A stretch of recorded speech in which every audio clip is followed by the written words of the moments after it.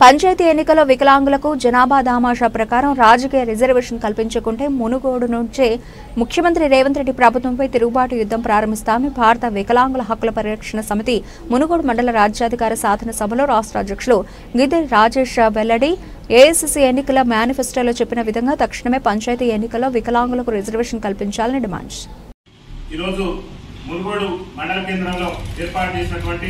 భారత వికలాంగుల హక్కుల పరిరక్షణ సమితి రాజ్యాధికార సాధనా సభకు సభాధ్యక్షత వహించినటువంటి నల్గొండ జిల్లా అధ్యక్షులు చిన్నపాక మచ్చగిరి గారికి, అదేవిధంగా ఈ సమావేశాన్ని ఏర్పాటు చేసినటువంటి సంఘ మండల అధ్యక్షులైనటువంటి తలారి సహదేవుడు గారికి, మండల ఉపాధ్యక్షులు గుడ్డపాక ముత్తయ్య గారికి, అదేవిధంగా ఈ సమావేశంలో నాతో పాల్గొన్నటువంటి రాష్ట్ర నాయకురాలు గుడిపల్లి సుమతి, అదేవిధంగా మహిళా నాయకత్వం అందరికీ కూడా పేరు పేరున రాష్ట్ర కమిటీ పక్షాన ధన్యవాదాలు తెలియజేస్తూ, ముఖ్యంగా తెలంగాణ రాష్ట్రంలో త్వరలో రాబోయేటటువంటి పంచాయతీ ఎన్నికల్లో రాజకీయ రిజర్వేషన్ కనుక కల్పించకుంటే ముఖ్యమంత్రి రేవంత్ రెడ్డి ప్రభుత్వం మీద ఈ మునుగోడు నియోజకవర్గ కేంద్రంగానే తిరుగుబాటు యుద్ధాన్ని ప్రారంభిస్తామని చెప్పేసి భారత వికలాంగుల హక్కుల పరిరక్షణ సమితి రాష్ట్ర కమిటీ పక్షాన మేము రాష్ట్ర ముఖ్యమంత్రి గారిని హెచ్చరిస్తున్నాం.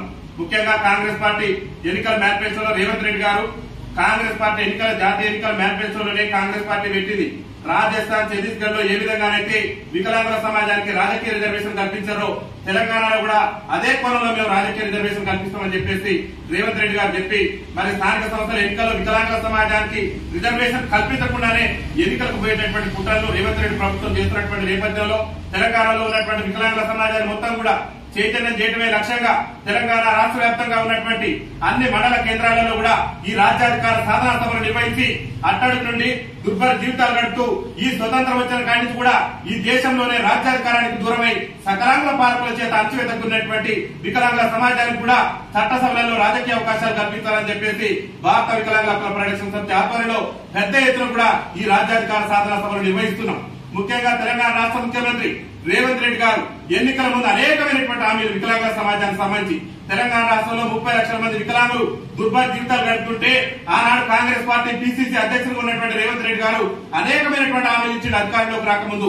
మేము అధికారంలోకి వస్తే తెలంగాణ రాష్ట్రంలో కాంగ్రెస్ పార్టీ అధికారంలోకి వస్తే అదే నెల నుంచి వికలాంగుల పింఛన్లు మేము 6,000 రూపాయలు చేస్తామని చెప్పేసి రేవంత్ రెడ్డి గారు చెప్పిండు. ఒక వికలాంగుల పింఛనే కాదు, వృద్ధుల పింఛన్ కానీ, వితంతువుల పింఛన్ కానీ, గీతా కార్మికుల పింఛన్లే కానీ మేము ఎప్పుడైతే అధికారంలోకి వస్తాం అదే నెల నుంచి డబల్ చేసి పంపిణీ చేస్తామని చెప్పిండు. దాదాపు ఈ రాష్ట్ర ముఖ్యమంత్రి గారు రేవంత్ రెడ్డి గారి బాధ్యతలు చేపట్టి 14 ఏళ్లు గడుస్తున్నా కానీ ఇచ్చినటువంటి హామీలు నెరవేర్చకుండా వికలాంగుల సమాజాన్ని పింఛన్దారులు కూడా మరి విస్మయానికి గురి చేస్తూ వాళ్ళ యొక్క సంక్షేమాన్ని విస్మరిస్తున్నటువంటి నేపథ్యంలో మనం చైతన్యం కావాలి, ఈ ప్రభుత్వం మీద మనం తిరుగుబాటుకు సిద్ధం కావాలనేటువంటి క్రమంలోనే మునుగోడు ఈ సమావేశాన్ని మనం ఏర్పాటు చేసుకున్నాం. ముఖ్యంగా మిత్రులారా, రేవంత్ రెడ్డి గారి ప్రభుత్వమే చెప్పింది, కాంగ్రెస్ పార్టీ ఎన్నికల మేనిఫెస్టోలో చెప్పింది, ఆర్టీసీలో మహిళలకు ఉచిత ప్రయాణంతో పాటు ఈ రాష్ట్రంలో ఉన్నటువంటి వికలాంగుల సమాజానికి కూడా 100కు 100% రాయితీతో ఉచిత ప్రయాణ సౌకర్యం కల్పిస్తానని చెప్పేసి రేవంత్ రెడ్డి కాంగ్రెస్ పార్టీ ఎన్నికల మేనిఫెస్టోలో చెప్పింది. కానీ అధికారంలోకి వచ్చి 14 నెలలు గడుస్తున్నా ఒక పక్క మన మహిళా హక్కులకు 100% రాయితీతో ఉచిత ప్రయాణ సౌకర్యం కల్పించినటువంటి రేవంత్ రెడ్డి గారు కావాలని చెప్పేసి వికలాంగుల సమాజం మీద కుట్రతోని, కుతంత్రాలతోని, వివక్షతోనే ఇవాళ నేటి వరకు కూడా మనకు ఆర్టీసీలో ఉచిత రవాణా సౌకర్యం కల్పించకుండా మన వికలాంగుల సమాజాన్ని తీవ్ర ఇబ్బందులు గురి చేస్తున్నాడు. మనం మేల్కోవాల్సినటువంటి సమయం ఆసన్నమైంది. రేవంత్ రెడ్డి గారు చెప్పిన కాంగ్రెస్ పార్టీ ఎన్నికల మేనిఫెస్టోలో పెట్టిండు. ఏమని పెట్టిందంటే, మేము అధికారంలోకి వస్తే వికలాంగుల సంక్షేమ శాఖను మహిళా శిశు సంక్షేమ శాఖ నుంచి వేరు చేసి ప్రత్యేక శాఖ కొనసాగిస్తామని చెప్పిండు. నేటి వరకు కూడా ముఖ్యమంత్రిగా బాధ్యతలు చేపట్టిన కాడి నుంచి ఇంతవరకు కూడా వికలాంగుల సంక్షేమ శాఖ మీద ఒక సమీక్ష కూడా లేదు. కనీసం సంక్షేమ శాఖను ప్రత్యేక శాఖ చేసేందుకు కూడా ముఖ్యమంత్రి దృష్టి సారించేటటువంటి ప్రయత్నం చేయడం లేదు. అదొక్కటే కాదు, తెలంగాణ రాష్ట్రంలో అనేక మంది మన వికలాంగుల సోదరులు పీజీలు, పిహెచ్డీలు పూర్తి చేసి ఆనాడు జరిగినటువంటి తెలంగాణ రాష్ట్ర ఉద్యమంలో కూడా మన వికలాంగుల సోదరులు కళ్యాణ్ సైతం కూడా లెక్క చేయకుండా పోరాటం చేస్తే రాష్ట్ర ముఖ్యమంత్రి రేవంత్ రెడ్డి గారు ఆనాడు పిసిసి అధ్యక్షులు ఉండి ఆ కాంగ్రెస్ పార్టీ అధికారంలోకి వస్తే తెలంగాణ రాష్ట్రంలో వికలాంగుల బ్యాక్లాగ్ ఉద్యోగాలన్నింటి కూడా భర్తీ చేసి వికలాంగుల విద్యార్థులకు అండగా ఉంటామని చెప్పిండు. కానీ నేటి వరకు కూడా తెలంగాణ రాష్ట్రంలో వికలాంగుల బ్యాక్లాగ్ ఉద్యోగాలు భర్తీ కాక మన వికలాంగుల సోదరులు పీజీలు, పిహెచ్డీలు చేసి వాళ్ళ రోడ్ల మీద ఉద్యోగాల వేట కోసం మరి తిరిగేటటువంటి పరిస్థితి తెలంగాణ రాష్ట్రంలో దాపరించింది. ఒక్క విషయంలో కాదు, అడుగునా కూడా రేవంత్ రెడ్డి ప్రభుత్వం వికలాంగుల సమాజం మీద వివక్ష ప్రదర్శించేటటువంటి ప్రయత్నం చేస్తుంది. ముఖ్యంగా తెలంగాణలో బీసీల రిజర్వేషన్ ఉద్యమం ఈ మధ్య నడుస్తుంది.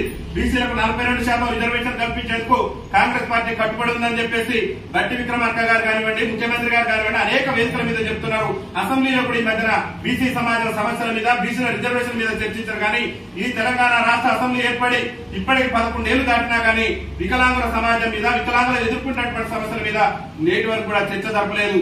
119 మంది ఎమ్మెల్యేలు తెలంగాణ రాష్ట్ర శాసనసభలో మన వికలాంగుల ఓట్లతో గద్దెనెక్కి ఇలా ఎమ్మెల్యేలుగా చలామణి అవుతున్నారు. కానీ కనీసం 0 వల్ల కూడా మన సమస్యలు కూడా చర్చగా తీసుకురాకుండా మన వికలాంగుల సమాజాన్ని ఇబ్బందులు గురి చేస్తున్నారు.